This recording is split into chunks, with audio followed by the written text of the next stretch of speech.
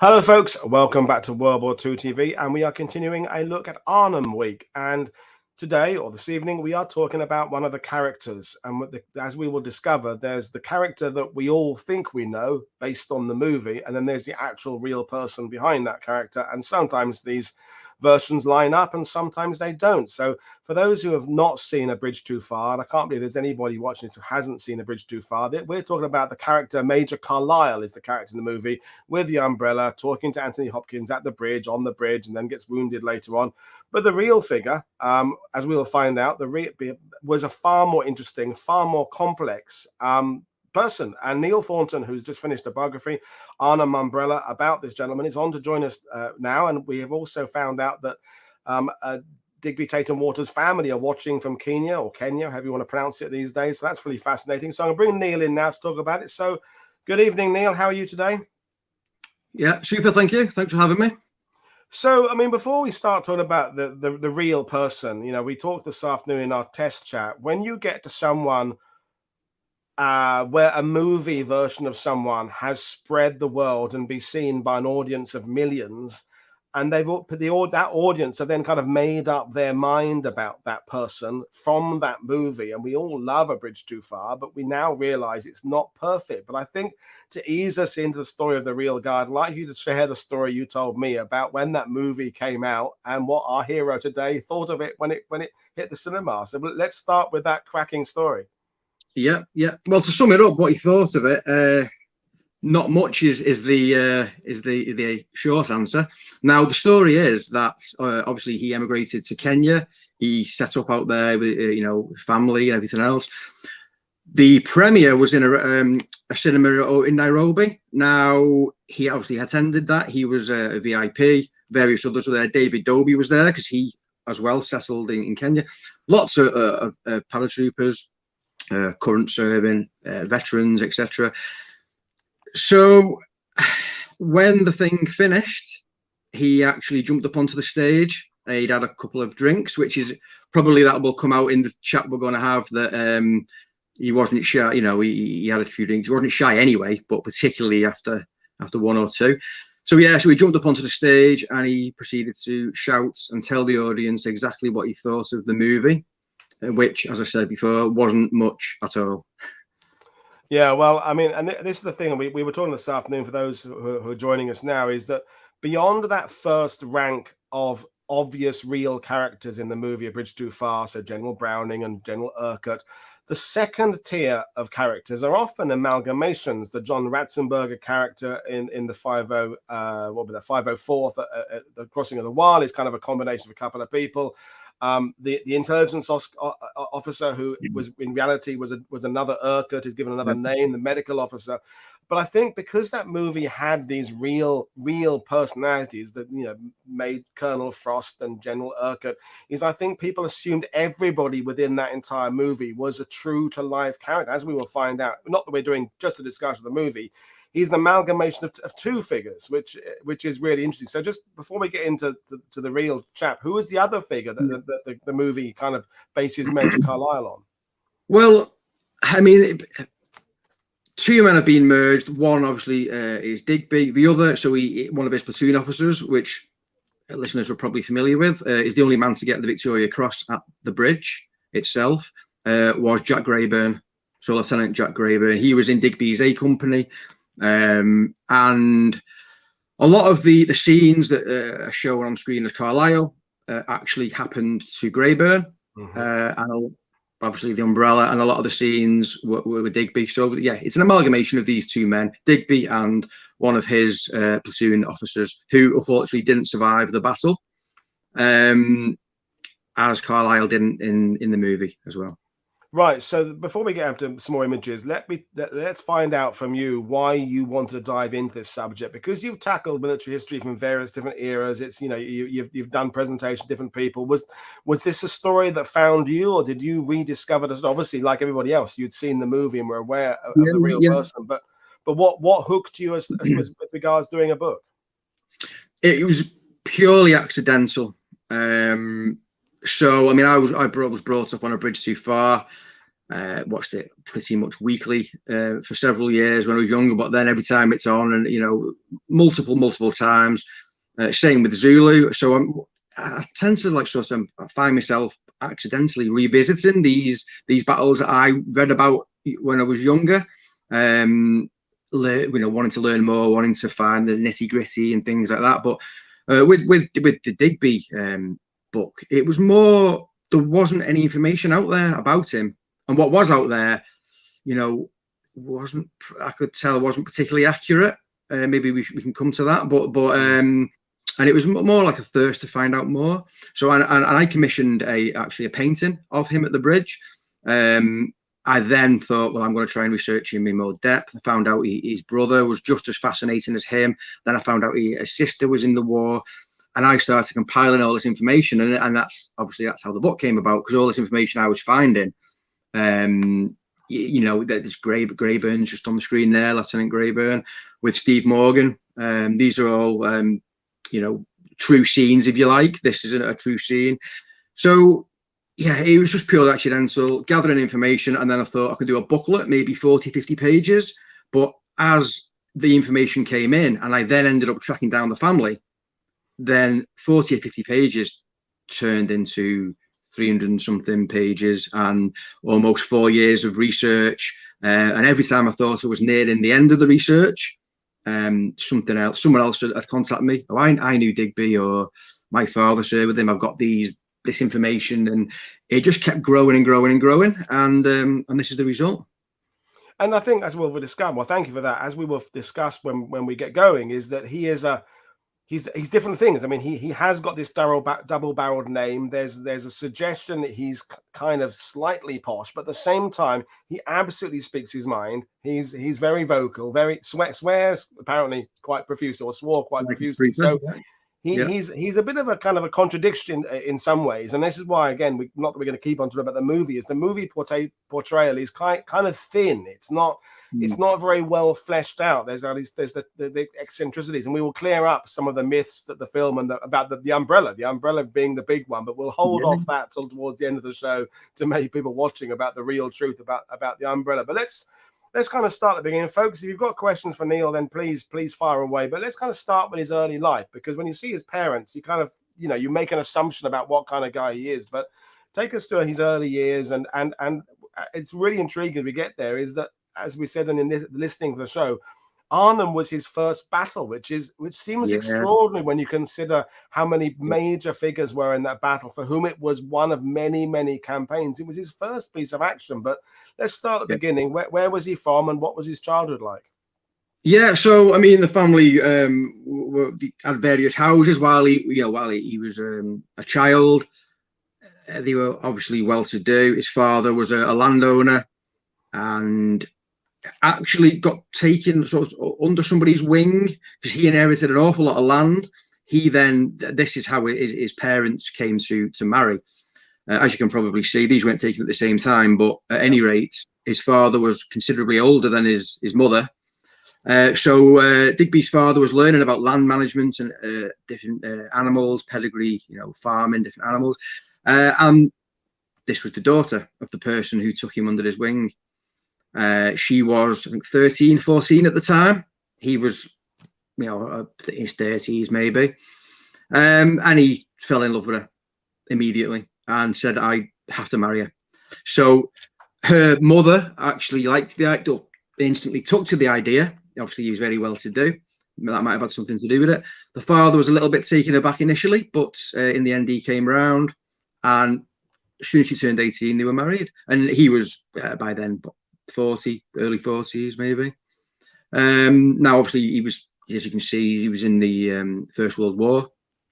First myth, we'll get it out of the way, is that his father was gassed in the war and died prematurely. Right? That's not true. His father did serve, but he never left England. So what happened there is, it is true that his name, Henry, so there was several men with the same name in the family, two of which did serve in the trenches. One of those was wounded and was gassed. So the family basically said that stories have been slurred along the way, mixed up, and there was a man of the same name in the same family who was gassed, but it wasn't Digby's father.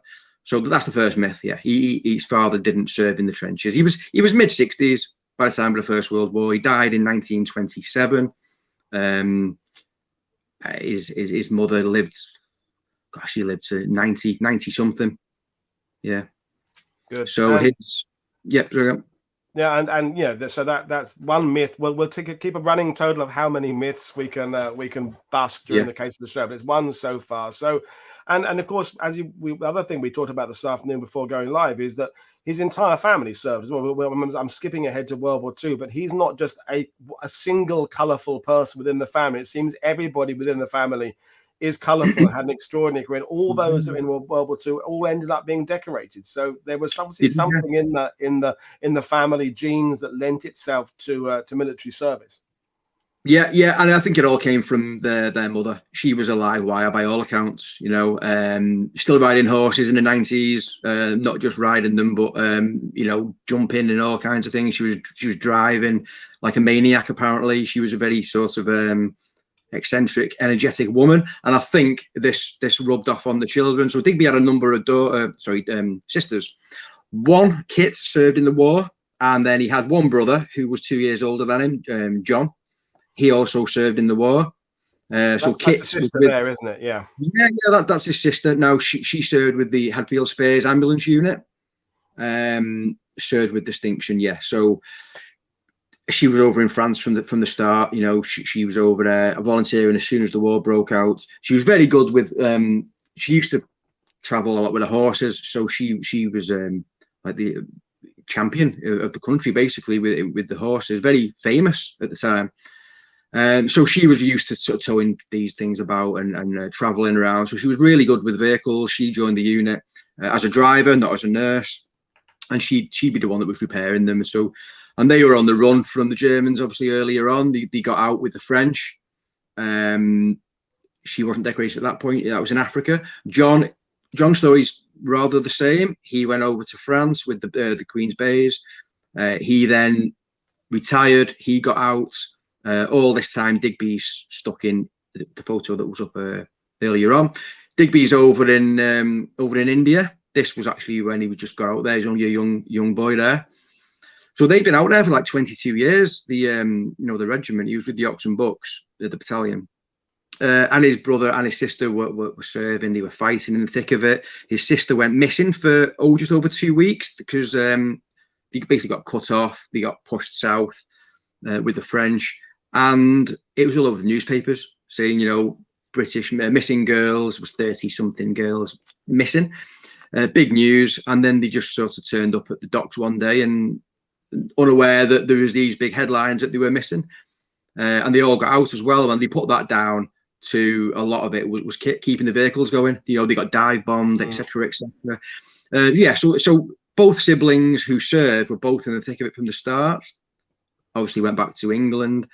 And both then went to Africa, by which point Digby was back in England, but they got to see more active service, if you like, before he'd even completed his training, really. So, yeah, it was a little bit of a frustration for him initially, but by the end, he was absolutely raring to go, you know. Both his brother and sister were decorated for North Africa. Kit drove through machine gun fire to reach some wounded French troops. I've seen the citation. Which is still with the family. Yeah, so she was very proud of her service. She still got the medals and everything else the family have. So there's John. John was 2 years older than Digby. He was, as I say, he was in the Bays. Now, the eccentric side of his brother. For one, when he was younger, he was a prankster. So the brother would sort of play tricks on people, wind people up, but he always got away with it. He was described as the apple of his mother's eye. So he was the popular son, if you like. Digby wasn't. He very much lived in his brother's shadow. And I think he suffered considerably, really, for that, is what the family said. He was very small, Digby, really small. He had a huge growth spurt when he was like 15, 16. But prior to that, he was the smallest boy in the class, sort of thing. He shot up, but he didn't bulk out, so that's why he was tall and thin in the end, over 6 foot and really thin. Yeah, so John went out there. John decided that he wouldn't go into action inside his tank. Instead, he'd go into action on top of his tank. So he had his men bolt a deck chair to the top of his tank, and he sat on that and went into action. And there is accounts of people who were there, and they just said, we just can't understand how he survived.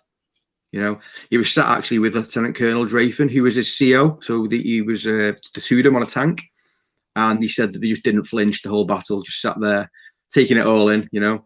The second time, owing to losses, he then took command of a squadron, and he'd done the same again. But to do so was suicide. That was what one man said, because it was the fire in this second action was just horrendous. And he was killed while standing on top of his tank, going into action at the head of the squadron. Wow. He had already got the military cross for the first action. Yeah, which was, again, it was a remarkable display of gallantry that he performed to get that. So yeah, so both brother and sister, you know, they were all made of the same stuff. And this is what's shaping Digby's career, because you know, I'm not a psychiatrist, but you know, you're saying he was small as a young lad, and had a growth spurt, and then war happens. He seems to be in the wrong place at the wrong time, because brothers overseas doing amazing things, sisters overseas doing amazing things, and he's always kind of being passed by. I mean, and it's extraordinary because he was friends with the now legendary Major Howard from the Ox and Bucks at Pegasus Bridge, because he was in the Ox and Bucks first. So he might have ended up going to Normandy with that, but tell us the story about the fact he'd requested a transfer, and it ended up delaying his actual arrival into combat, even though it was his attempt was to get into combat sooner. It's an extraordinary story. I mean, it's you've got to feel for the guy. You know, he's every sort of a turn where he thought this is it, he just got he just U-turned and he didn't get involved. He couldn't get involved. So we'll just tackle another myth that he actually joined the paratroopers because his brother was killed. So there's no truth in that. I'll get to that now, as if we just talk through exactly the reasons why he didn't get into action any sooner. So obviously they were in India initially. And they were actually stuck there for months, which was very frustrating because the war was going on. There wasn't much going on, initially, obviously. But then when things did start happening over in France, they were recalled. But he was hoping for quick action, quick deployment. But the training wasn't there. They've been over there for 22 years, and they were told, you have to go through sort of not modern training, but a different type of training to come up to speed. So they had to undergo this, which was the first frustration for him after getting back. And then they became airborne. So that was obviously more training with the Ox and Bucks. And then he applied for a transfer. Now, this is actually something that's really unusual. His first transfer, he actually we'll go back a little bit. He joined the Indian Army, and they have to have a 1-year secondment to a British line regiment in India. He ended up staying, so he was only on a 1-year secondment. Now, I can't figure out how he done that, because he was funded, his commission, he went through Sandhurst. He was Indian Army, and they want something for the money. So I don't know how he's wangled his way into the Ox and Bucks, but if anyone can do it, then I guess he can do it, So that's a mystery, but it's something quite, really unusual that you managed to do that. So anyway, so he's back over in England. He's had these delays in getting into action. He then decides to join the Paras, who were over in North Africa, being in the thick of the fighting for many, many months. So he gets the transfer. He goes over there, and literally, as he gets there, they're pulled off the line. He didn't get to the front line. They're pulled off the line, and they're told they're going back to England to refit and sort of recover from their heavy, lengthy period of fighting, by which time he was at boiling point. He was furious. Another sort of interesting aspect of his arrival was Major Dover actually wrote a book, and he touched on the arrival of Digby, and he said that he just walked in, strutted into the mess like he owned the place. And this is the first instance, or first example that they experienced of his sheer confidence in his own ability and himself as a person. He was so confident. I think he said he was a little aloof and full of confidence, is what Dover said. So he used his fist a little bit as well. So there's an account from Lathbury and from one or two others who said that as soon as he arrived, fists were flying in the officers' mess. when he'd had a couple of drinks. But the next morning he'd turn up on time, punctual, immaculately turned out, and anything what happened the night before was done, dusted, forgotten, and they were friends again, and that was it. I mean, and this is what we're saying. This contradiction between, on the one hand, someone from a good family who's kind of going the traditional career as an officer, but at the same time a bit of a brawler, a bit outspoken. Never quite got into combat early enough for his wishes, and relate the story about Major Howard, because when Major Howard met him, Major Howard, you know, those who know, he was an Oxfordshire policeman, had a bit of a chip on his shoulder about kind of the officer class. So I can, you know, so imagine someone like Tatham Warter coming in, and there'd be initial friction between them. But these people seem to recognize something in Digby very early on that brings out a sense of strong loyalty, because they were friends for many, many years. Is that right? They were friends. Class-wise, total opposites. You know, Howard was proud working class lad, worked his way up through the ranks at NCO. He got rejected for a commission prior to the war, and then he tried again, and he got it during the war. They were in more of need, and he admitted, he said, I had a huge chip on my shoulder. I arrived with the Oxen books, and you know, I wanted to show them bastards. And he was talking about these posh officers, what I could do while they're off in their fancy playing golf and shooting and hunting on the weekend. I was pushing my men hard. I wanted to prove that I'm better than them. And I think he called Digby an upper class pongo. He said, I was very familiar with these officers, with their double-barreled names, you know, and their comfortable lifestyles. And he really went to town, you know, in his opinion. But then, after all this, he then says, but actually, I then got to know one of them, Digby Tatham Warter, who asked me one night if I wanted to go to the flicks.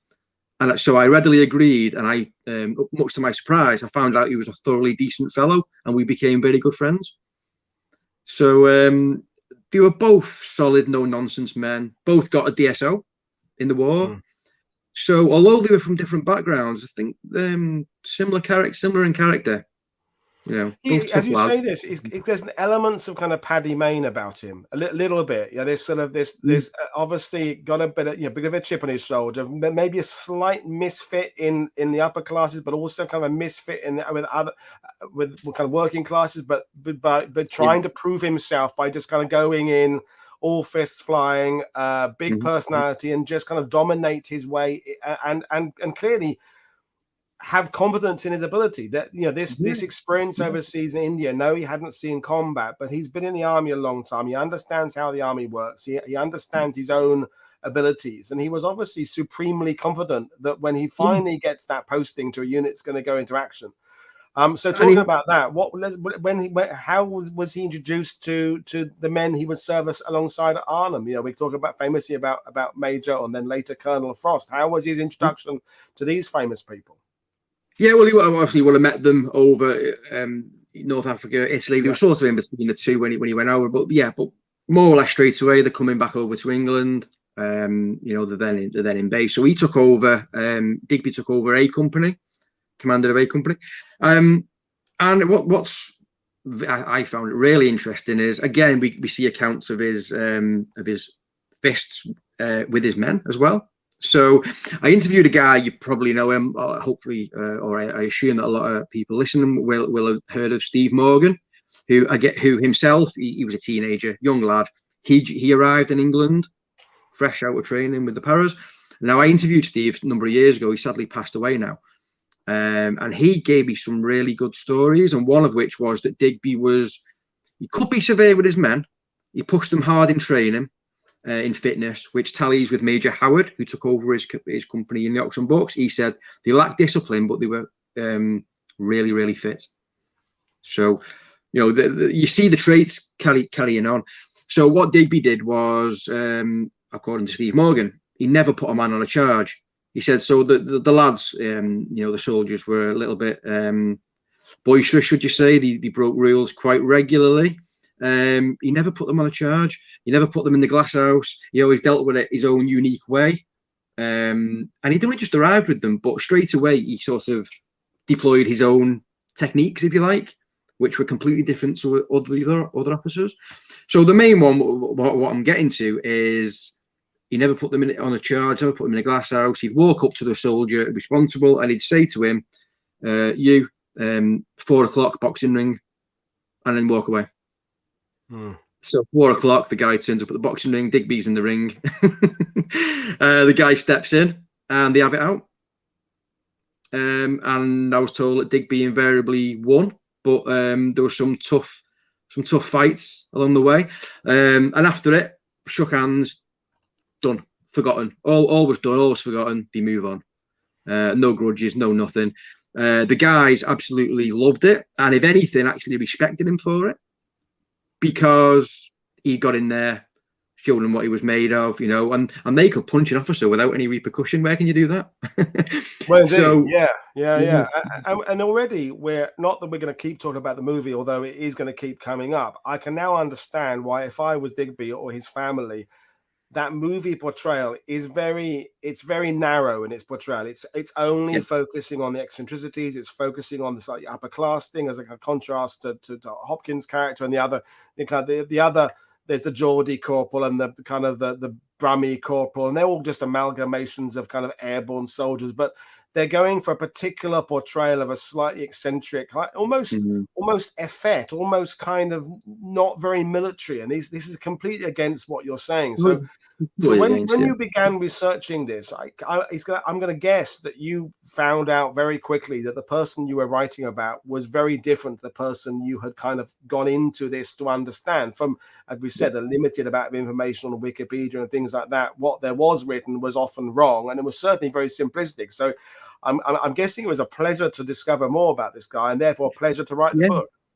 Yeah, and you know, it was absolutely a labour of love, and people have said to me before this book, you know, which is your favourite book that you've done, and I say, well, it's like choosing your favourite child. You just can't do it. Well, I can now, because I've never known until now. You know, this absolutely, hands down.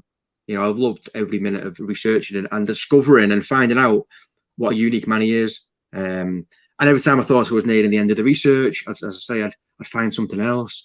And, you know, I must have interviewed dozens. I flew out to Kenya to live with the family, you know, with his wife and his daughters. And they put on a big event where all his friends were there, everyone from his past. So much information, absolutely so much information. No, it was really good. So let's get to Arnhem. Let's get to the subject of what we're talking about this week. And we can go through what Digby really did, and then we can address some of the myths and things like that. And we'll bring up some of the images that you commissioned. And someone has already asked, was it one single artist you got to do these, or was it various artists? Okay, so that one, you might be able to make it out. Bottom corner is Eric Thornton. That's my dad. Right. He was quite handy with a paintbrush, which comes in handy for me because he then illustrates my books. And he gets a free copy of the book as payment. So my dad, obviously, as I'm working through doing the manuscript, I send him where I'm up to. He then illustrates along the way. And there was two that you shown earlier. There was one of Digby, which we can touch on again with his bowler hat on. There's another one. That's one of my dad's. So there was two paintings from a guy called Steve Noon. Yeah, there we go. So that's based on a description from Major Freddie Goff. You might have heard of Freddie Goff. Yeah. So if you look in the window at the top, you'll see a guy with grey hair, silver hair, looking down, sort of smiling. This is an account from him where he said that, you know, Mark Flotanks were ploughing around the buildings, taking over where we were. We couldn't do anything about it, this and that. We were losing men. You know, my morale was really low at this point. He says, and then I saw Digby Tatham Warter stroll out of his HQ. He was wearing a bowler hat and twirling a battered umbrella, leading his men. Now, I've actually been able to sort of crunch the accounts and discover and find out that this happened on the Tuesday, and it was right before he sent McDermott back in to counterattack and get a house back where he was mortally wounded. So by sort of analysing the sources, you can you know, this guy gave an account, but he was wounded on that day, so it had to be before then that he saw it. And so this is on the Tuesday. Yes, he walked out, and Goff then said, I ran off in hysterics to find Johnny Frost, and I told him about it, and he just smiled and said, oh yes, Digby's quite a leader. You know, he walked out in the street, middle of, you know, an inferno. So this is they're all based on true events. Steve Noon, the artist, fabulous artist. done this one. He done one of Greyburn. Now the man with Greyburn is Steve Morgan. So the guy who actually I interviewed, and he told me about Digby's tendency to use his fists. He also told me about, well, this is the scene. It's under the bridge. It's the Wednesday. Digby had gave them the word to get back to the sort of final hub of resistance because the bridge itself was lost. And these two made a run for it. Morgan got to a building over the road. He turned back, and Greyburn was lying in the street, mortally wounded, as it turned out. Greyburn crawled back out to him. So this, and then he couldn't do anything for him. So this tank actually sprayed them, got Greyburn. This was done sort of with the families of Greyburn and Morgan, you know, in conjunction with them. It's a really poignant piece, I think. You know, it forms a big part of the book. Digby wasn't involved, but he did order the retirement, and he then went on to get Greyburn a Victoria Cross. Greyburn obviously was one of his platoon leaders. And it's called "It's Time to Go, Lad," because these two were the only two left. Greyburn ran up to Morgan, hand on the shoulder, you know, and shouted above the din, "It's time to go, lad!" And they both jumped up and made a run for it. And that was the scene. And the only regret, Steve Morgan passed away before he could see it. What a shame. Yeah, but the original's with his family now, so you know it's So yeah, so those are the two pieces from Steve New. That's an interesting thing, because on the one hand, you just said, you know, it's Digby who insists that his platoon officer receives the Victoria Cross. It's his insistence that his men below him are recognised for their abilities, because obviously that battle at the bridge there was everybody's battle. Whatever rank you were, if you got there, you were involved in the absolute thick of it. Whether you're a radio operator, a stretcher bearer, an officer, it was everybody, all hands on the pump. So to want to acknowledge the people below you who are absolute heroes suggests one type of personality. But then when we go back to the photo of the bowler hat and the umbrella, we'll save the umbrella story for later on. This could suggest someone who's in it for their own ego. They're in it to kind of show off. So there's again a bit of a paradox going on, that he wants his men to get the recognition for their bravery, but at the same time he does allow himself to be the center of attention. So what these affectations, let's call it that, you know, the bowler hat, eccentric, what's the reason behind it? Is it something he begins as immediately he joins the Paras? Was it something from his personality early? Was he always eccentric? Did he always have kind of weird uniform traits in his earlier career? Where does it come from, do you think? No, nothing, certainly nothing that anybody knows about that I've asked. I couldn't find anything. There's nothing to suggest. Obviously he was an eccentric, he was a character. So the umbrella, we'll touch on actually why he had it, or well, at least we'll touch on another myth, which was it wasn't his umbrella. He didn't jump into Holland with the umbrella. He got it out of one of the rooms in one of the houses by the bridge, which probably not a lot of people are aware of.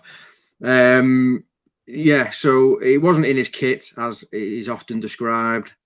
The bowler hat was something we can actually, I've got a couple. Steve Morgan again seen him wearing it at one certain specific point where he actually called him down out of a window, which was on the Tuesday.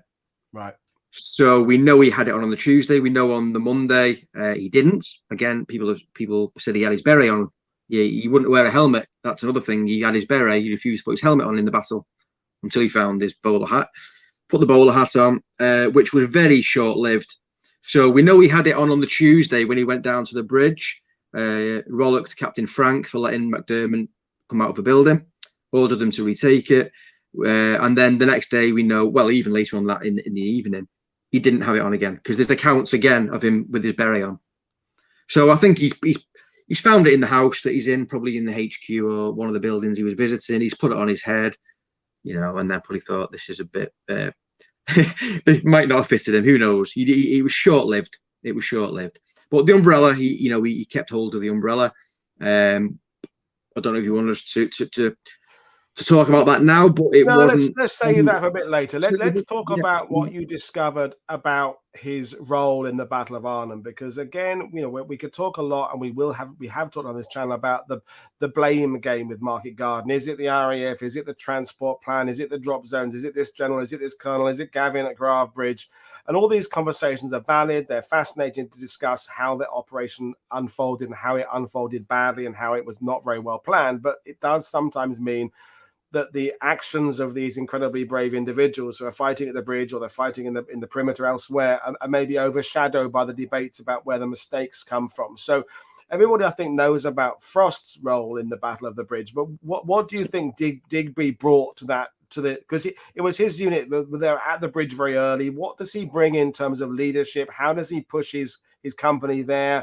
How does he lead them during those days of just incredible and obviously sad ending to the combat there, but so maybe the bowler hat is a realization that kind of, this is going to go to shit. I might as well have a laugh along the way. But what do you think he brings to a company in terms of his leadership style? Yeah, okay. So as I said earlier on, he's very unorthodox in his methods of training his men and dealing with his men, but he was also unorthodox in the fact that he taught his company, and he stressed this. He said the training was relentless, and he got this from books, no doubt, the history. He trained them all in bugle calls. So whereas the training with radios, etc., he never trusted radios. This is well known. This isn't a sort of a big new aspect. But he trained them, and he actually credited this as one of the main reasons for their their thrust to the bridge. So he gave a few reasons actually, because going back to, they dropped, they formed up. Frost then gave Digby the lead. I said, you lead us through to the bridge, we'll follow. So Frost followed with his HQ, and then the other companies were behind. And it was just a trail of destruction, really. They didn't even, he was gone. The leash was off, so to speak, all this pent up frustration. And he was aware that that Frost had given him, the vanguard. He'd given him the responsibility, and he was actually the only company commander who hadn't seen action, which is quite interesting that Frost actually selected him to push them forward. So it's quite telling that Frost thought very highly of him to give him that responsibility, and he didn't disappoint. So one of the reasons, they came up against resistance, particularly at a certain T-junction on the way. It was a wooded area. They came under fire. And this is one example this is actually the first example of the bugle system. So Greyburn went round the flank, went in under the cover of smoke. McDermott laid fire down. They dealt with it really well. And then there was bugle calls coming from where they were, what they were doing. And then Digby said, I heard the sound of advance on the bugle, and I knew that they'd overcome the enemy and they were pushing forward again. So Digby from further back, he knew what was going on just by the bugles sounding, and he credited that with saving them a lot of time.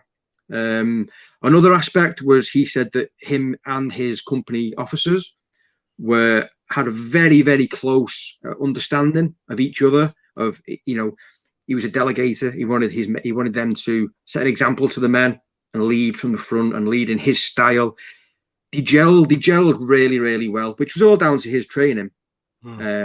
They were so sort of smooth, when they were leapfrogging each other, when they were pushing forward with the bugle system. And another aspect was, he said, I was very conscious that John Frost was up my arse and was going to say, right, okay, why the hell are you stopped? But why are you delayed? Because he was right behind him, trying to get on. So he actually says, I was aware of my responsibility. I was at the front. Frost would have been peed off if I'd stopped for anything, which is probably why, there was a garden maneuver that he did, which was, again, saved them so much time and probably casualties as well, because the mission was to get to the bridge as quickly as possible. So they came upon some armor, and he just called back for Pier or something to take it out. And then he ordered all his men through a back garden, so it bypassed the road basically, and had them all hop over, straight through all the gardens. And Frost then arrived. He said, and I seen a man waiting there, one of Digby's men, with a bunch of prisoners and a load of bodies, a trail of bodies. And he said, I asked him where Digby was. He said, I don't know. He's pushed on really quickly through the gardens. So they just followed this trail of like I say, of destruction. Yeah, he just steamed his way through. I mean, don't get me wrong, the resistance later for other battalions stiffened somewhat, you know, but they were so quick, the Germans hadn't actually completely closed closed the way in. But that all again is down to his efficiency, his speed, that they got through. So he was the first company there, set up his dispositions, set up his HQ, and then Greyburn went actually onto the bridge. So if you remember going back to the film, Carlisle in the film walks across the bridge. There's a pillbox. He's walking very slowly and calmly in daylight with his umbrella.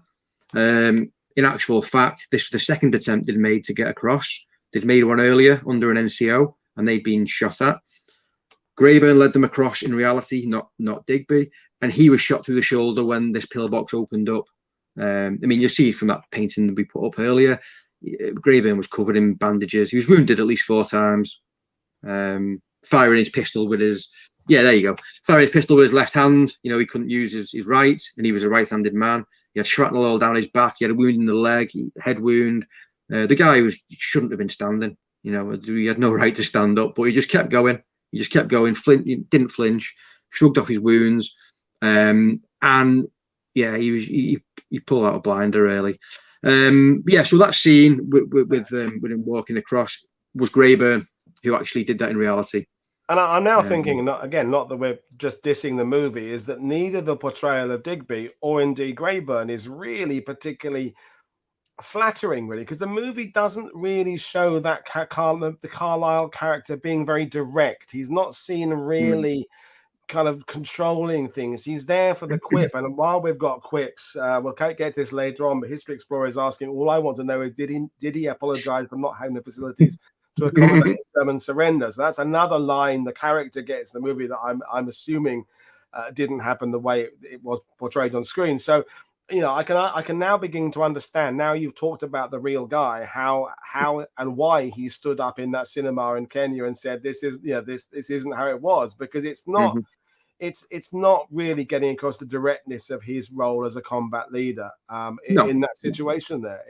He's there for he's almost there in the movie for the James Bond quips kind of thing, the relief of tension by a funny line, and which is not really fair. So but as the battle gets worse, the situation of the bridge, for those who don't know, after a while it becomes apparent there are no reinforcements coming. 30 Corps not going to get there, and the perimeter just gets closed in and closed in and closed in. So do we know about whether he was able to keep his morale up during that time there? Do we know about how he changed as a leader during those desperate days there?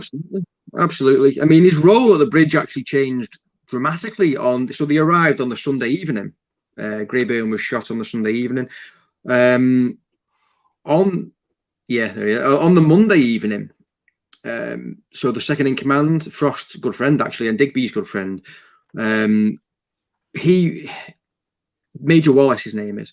So he was killed by a paratrooper by mistake. He was in Digby's sector.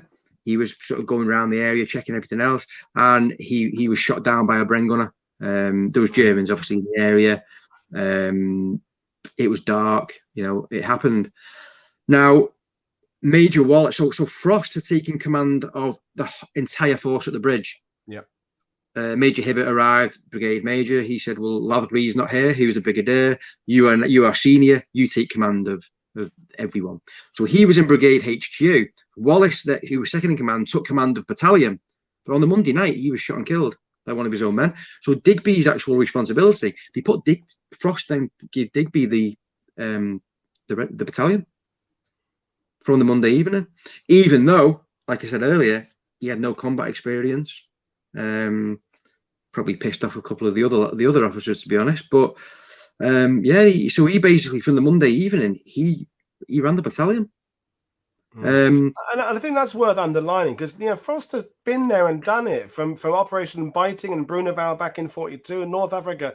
He has been alongside and fought with some incredible combat soldiers. He knows how to recognize ability. He knows that some men can be maybe brilliant in training but not so good in combat, or vice versa.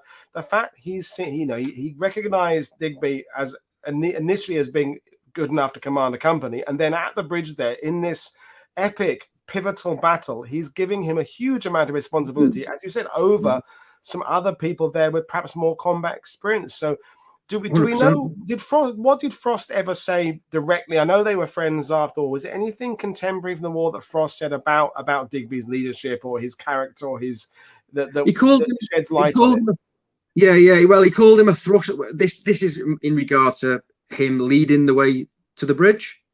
He said Digby was a thruster if ever there was one, and I considered him worth a punt with anyone's money.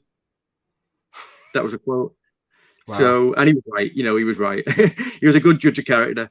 And then, I think he liked what he saw, and then he put him in command of the battalion. And at that point, then, because Wallace was moving around, obviously the battalion was spread all over the place. There was other elements there, other units, but so Digby's role, getting back to his role in the battle, when Wallace was killed, because Wallace was moving around there everywhere, he was killed doing so.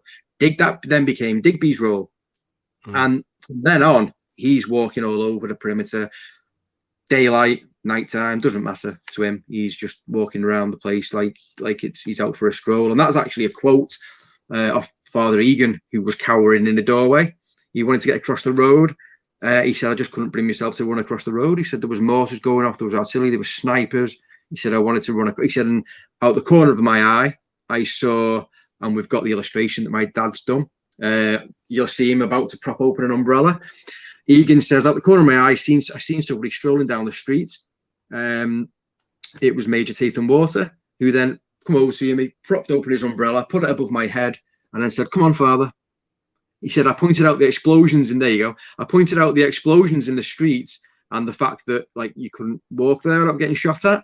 And he said, don't worry, I've got an umbrella. He said, he reached down, grabbed me by the hand, and walked me across the road under the umbrella.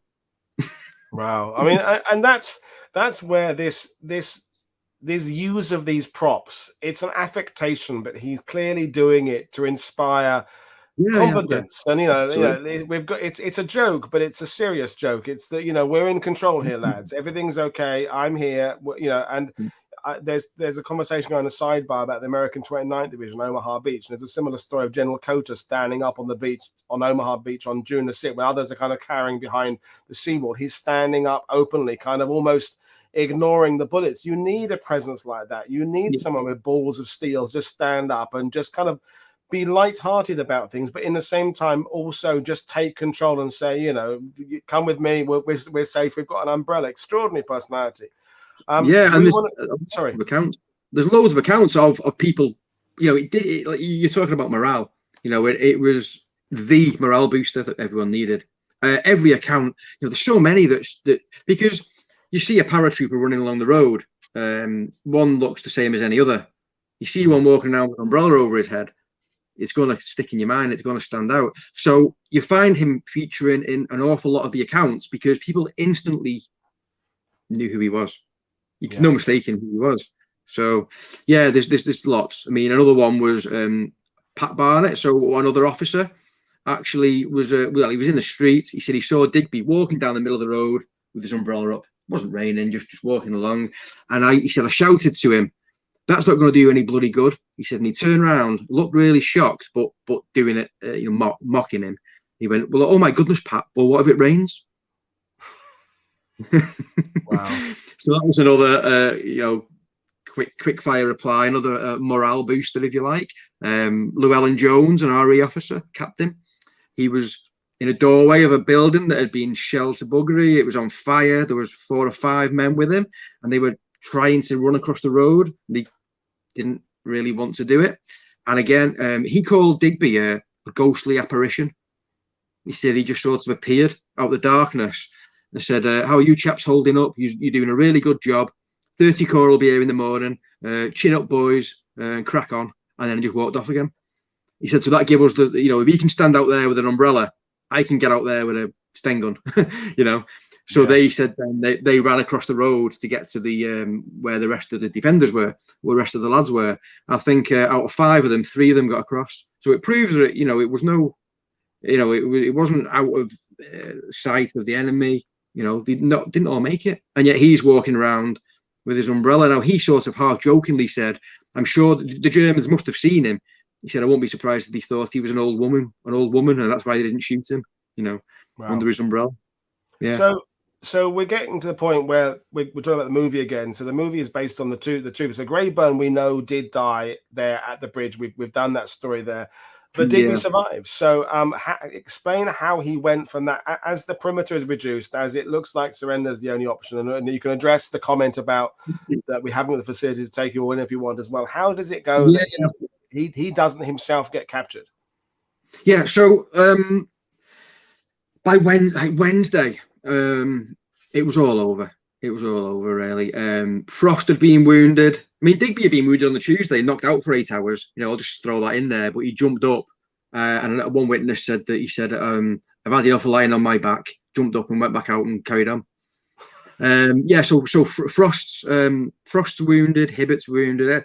A lot of people that have been hit. 300 casualties, maybe, all in Brigade HQ. So they call a truce.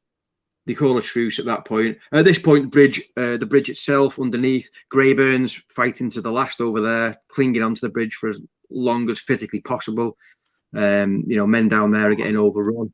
People are retiring. So they're all sort of congregated around Brigade HQ, and there's gardens behind it.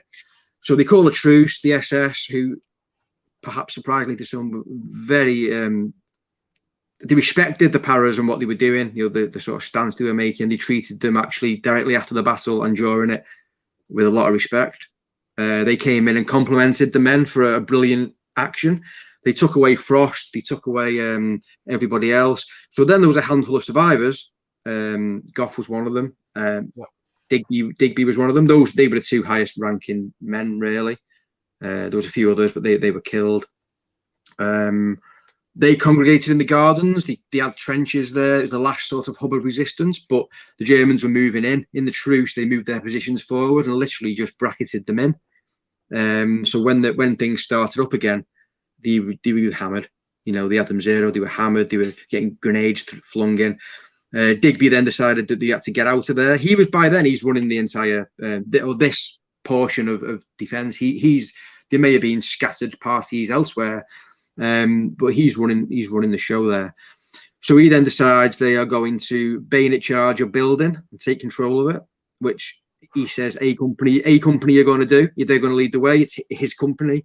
They do that, which becomes untenable almost immediately. It sort of just fizzles out. There was no sort of cut off. This is the end of the battle. It was just, let's get to here. In the morning, we'll go back to our garden and we'll carry on. That was the plan. But then they got split up into 2 groups. It went on and on. But in the end, it was actually Digby who gave the order. Every man for himself. It's all over, lads. Every man for himself. Try and get out. And they all sort of hid till darkness. Digby himself hid in like a culvert with another officer. And his hope was to hide all through the day into the next night and then get out. But he got dragged out about 10 o'clock that morning. They found him, dragged him out with a guy called McLean, Captain McLean, at the point of the bayonet. But he was very proud of the fact that, although he didn't use it afterwards, he's very proud. He said, they never got me pistol off me. He hid it. He hid his pistol, so he didn't get it. By then, we've got to assume, obviously, the umbrella and everything, that's gone by this point. He was taken to hospital. Now, there's a really, really interesting story, which I'm conscious of time, how he got to the hospital, because him and Goff come up with a plan, which involved a couple of Dutch young lads who were doubling up as stretcher bearers, but were really sort of resistance. He blagged his way onto the ambulance by pretending. He got out of the church where they were being held by pretending he was dead. The Dutch boys put a cover over his head, took him outside, put him with the bodies. They then moved him with the wounded and got him on a truck to get to the hospital. Because he was wounded, but he wasn't. He said he was battered and bruised, but nothing as serious as he made out to be. So he was playing on the way he looked. So they sort of got him in the hospital, got him on the ground floor with Tony Frank, who he'd met on the hospital truck, his second in command, who'd been wounded. So together they said, we're not going to stick about long. And they didn't. That night, out the window, gone. A little bit more to it than that, in the escape. But yeah, they escaped, and that was that. Wow. Obviously, folks, for the full story, I recommend you go and immediately get Neil's book, which is available at all your favorite bookshops right now. So, and this is when he's the next few days, his involvement with the Dutch comes up, and this idea of him being respected by his men, he then achieved this great respect for the Dutch that looked after. Some people have already helped him escape. He's relied on his own wits, but you get to a point where you're going to have to rely on other people. And as someone as dynamic as himself, who leads from the front, to kind of then hand over control to other people, because that's what happened in those next phase when we're leading up to Operation Pegasus, is those airborne soldiers cut off had to kind of give over the responsibility for their safety to these Dutch people. So just briefly talk about the family that helped him. Yeah, so initially him and Frank, pretty much in desperation, knocked on any door they could find. The first door, a middle-aged lady took them in. From there, she got a man who she knew. He got them, hid them in his garden for a few days. Then they had a visit from a man called Bill or Dirk or Bill Wildeboer, and a guy called Tony Denoy. Those two men and Digby at that time, they never knew it, but they became so close, lifelong friends. They whisked him away. Didn't know where he was going. They brought a bicycle for him. Tony Frank was wounded in the ankle. He had severe wounds, actually. He had shrapnel lodged in his ankle. Digby had to help him along when they escaped. So he had to stay. Digby then went with the resistance, who he found out later there's Bill. So he was the leader of the Ada resistance. Tony was his sort of right-hand man. So the photograph that we can see is obviously Bill and his wife. That's Digby immediately after the Germans were pushed out of that area. Perhaps, sorry, after the war it was actually. Digby then sort of went across, commandeered a jeep and raced towards them to check that they were okay. He couldn't hear anything while they were in occupation. So that was him in like May or June the 1st, maybe. That was him going to check up on them, make sure they're all okay. Yeah, so they were such a brave family, and Digby respected that, and he could see that. The girls, there's Hilly, and then there's little Dickie sitting on Bill's knee. So Hilly used to smuggle radios through German checkpoints with a little sister in the pram, lying on radios, things like that. The unbelievable bravery, and Digby respected that an awful lot. And when he wrote, when he wrote like a little booklet about Arnhem, he actually said, "Enough's been said about the battle. I want to speak about the Dutch," and that was his main thing. He went over there, 40-year anniversary. He stayed with the Wildeboers. Bill had died by then. He stayed with Dickie, and at every opportunity, he highlighted their bravery. Said nothing about himself. All about theirs. And he went back after the war. The families knew each other lifelong. Even now, the daughters are still in touch, the granddaughters. It's a fantastic bond. So he together, Bill had a big hand in Pegasus, as did Tony and the rest of the resistance. They took him to a house after they picked him up, and actually he met with Brigadier Lathbury, who had just escaped. They'd got him out of the hospital. Lathbury was wounded quite badly, initially paralysed, although his movement came back quite quickly, and he just basically let Digby run with it. Digby ran with the plan, and it was so complex, and it changed along the way. So they were sort of doing hit and runs at one point. They were arranging. They were in touch with SAS, who were over there. You met them every few days. They had radios. They were dropping arms in for them, uniforms, and Digby actually planned to sort of attack the enemy from within once the push began again. Of course, the push didn't begin again, or not at least in any time where they could hang out behind the lines, because by then there was there's a couple of hundred of paratroopers. The Dutch were hiding them. All it took was one slip. They were in barns, they were in houses and cellars, attics. So Digby, again, towards his eccentricity, he got a fake ID which gave him the name of Peter Janssen. Now, this is another, not a myth, but it's a common error. Peter Jensen with an E is what people write. It was Janssen. He basically became a Dutch deaf and dumb man on his ID. Obviously, he couldn't speak Dutch. That was his cover. So he rode around Ada and the surrounding districts up to sort of like 10-15 mile, gathering all the evaders, hiding them all, getting lists of names of people who were alive. He would then relay that back by radio, so the families knew that the loved ones were alive. In this site, he wrote up gallantry award recommendations. He wrote a report on the battle. He knew he was the only one out, the highest ranking man out. He knew Frost was in captivity. He knew that Gough had been captured. He was captured with him. So he was so organized, so on the ball, done a cracking job, not only of the Operation Pegasus, but the build up to it and everything else. He thought of everything. He had help, don't get me wrong. Frank was there. And then David Dobie turned up, who then got across the Rhine. There we go. So Dobie turned up. He was 1st Battalion. They were very good friends, remained very good friends after the war. Just as a little going off on a tangent, Dobie ended up in Kenya with Digby as well. And they served together in the Mau Mau Rebellion, where Dobie commanded a sort of vigilante commando group called D-Force, the Dobie Force, involved in operations that didn't take place according to official records. But that's another sign that he has this incredible loyalty to people he bumps along the way. The fact he was friends with Major Howard, even though they separated in 44 for the rest of his life. Dobie, who would have had very little to do during the battle, but during the actual Operation Pegasus, integral to that. He seems to bond with people under difficult circumstances, and those bonds then stay with him for the rest of his life. There's a lot of complexity to his character, but you can see there's this intense loyalty, which is incredible. Yes, absolutely. He had a close circle of friends, but it was said that if you're in that circle, then he's the bestest of friends you can hope for. Yeah.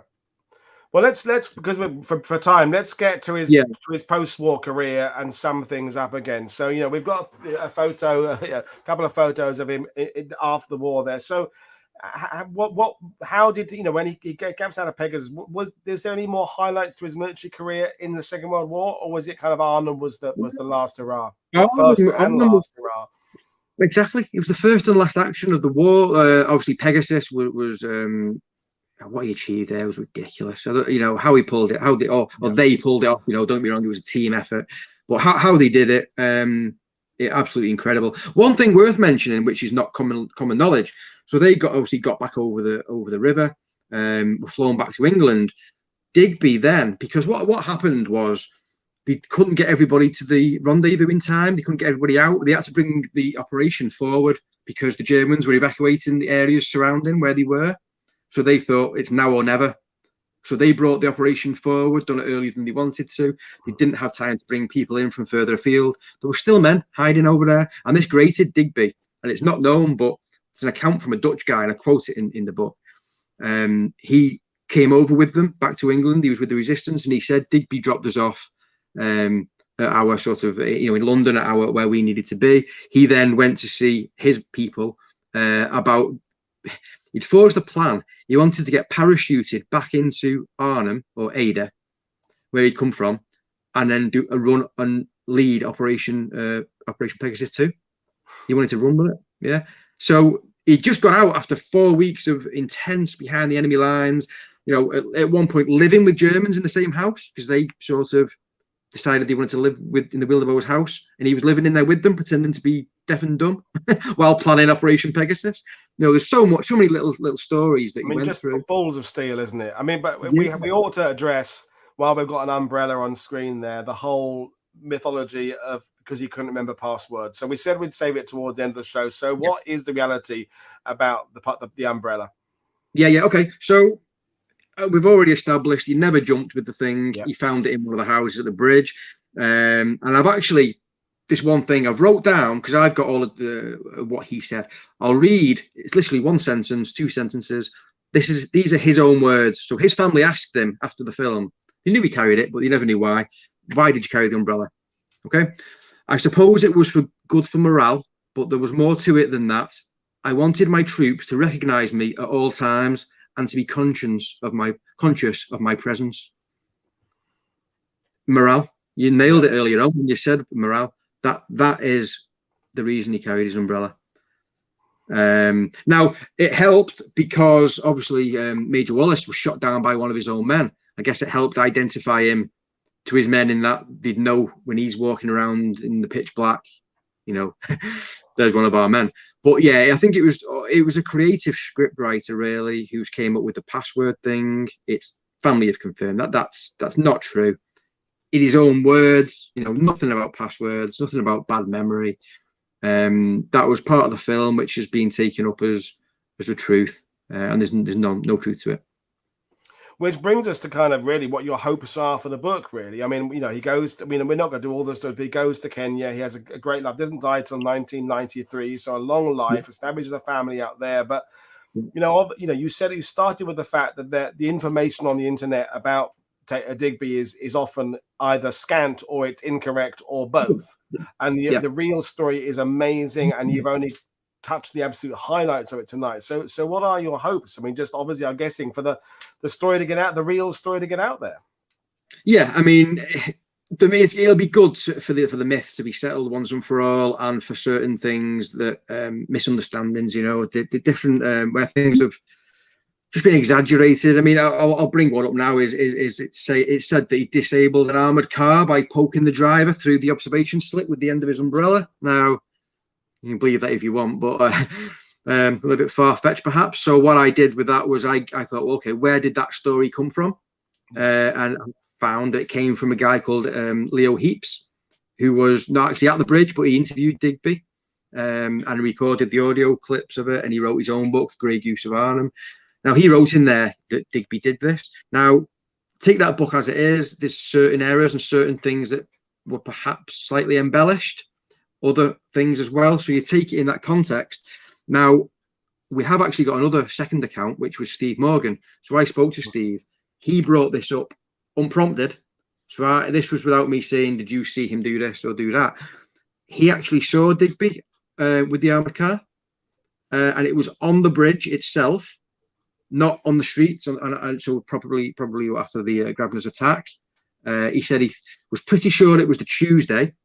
Grabner's attack was the Monday, and he's adamant, 100%, it wasn't passing by, it was knocked out. So this is another myth, if you like. So it was basically a wrecked armored car. Sometimes it's a tank, half-track armored car. Depends who's telling the story, you know. But this is a witness who was there, and I basically lay out everything that we know and make your own mind up, you know. But yeah, he said that he was firing at the time. Germans, he turned around, he said, and it was a split second, I seen him, he said, and the word he used was jabbing. He said he was jabbing at the side of the armoured car. He said, but he didn't seem to be able to break whatever he was trying to break or whatever he was trying to do. He said, and then I turned back and carried on, obviously, doing what I was doing, and that was it. So it's a slightly different story, not as exciting, but it's the truth, and that was what I wanted to find. So, you know, you'll find these and many more in there. Another one quickly is Out of Ammo, God Save the King. Yep.